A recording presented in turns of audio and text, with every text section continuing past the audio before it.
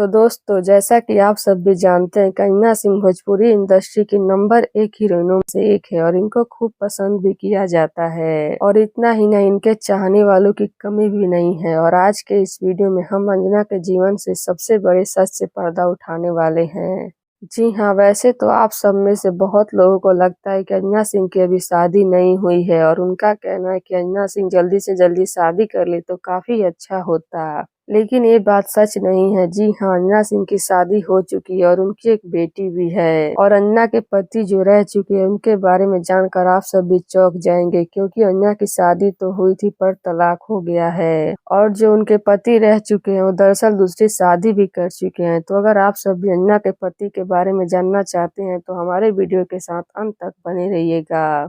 और साथ ही हमारे वीडियो को लाइक कर दीजिए, चैनल को सब्सक्राइब कर ले और हमारा वीडियो देखने के बाद शेयर करना ना भूलें। तो चलिए बढ़ते हैं वीडियो की तरफ और आप सभी को हम मिला देते हैं अंजना सिंह के पति से।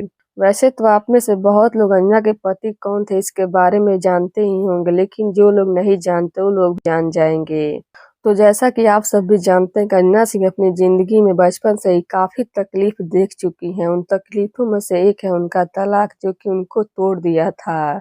लेकिन अंजना अपनी बेटी की वजह से संभल गई और अंजना की बेटी उनकी जीने का सहारा बनी। तो अंजना के पति कोई और नहीं बल्कि भोजपुरी एक्टर यश कुमार मिश्रा रह चुके हैं। जी हाँ, और इनके प्यार के चर्चे खूब हुआ करते थे, लेकिन उससे ज्यादा इनकी तलाक की खबरें चर्चा में बनी रही, क्योंकि इनका रिश्ता काफी बुरी तरह टूटा था। जिसके बाद यश भोजपुरी हीरोइन निधि के साथ अपने रिश्तों को लेकर खूब पॉपुलर हुए और दोनों शादी करके सेटल भी हो गए। तो लीजिए, अंजना सिंह के पति से हमने आप सभी को मिलवाया। तो अब इस पर आप सभी का क्या कहना है, अपनी राय नीचे कमेंट बॉक्स में जरूर बताइएगा। और क्या अंजना को भी दूसरी शादी कर लेनी चाहिए भी जरूर बताइएगा। धन्यवाद।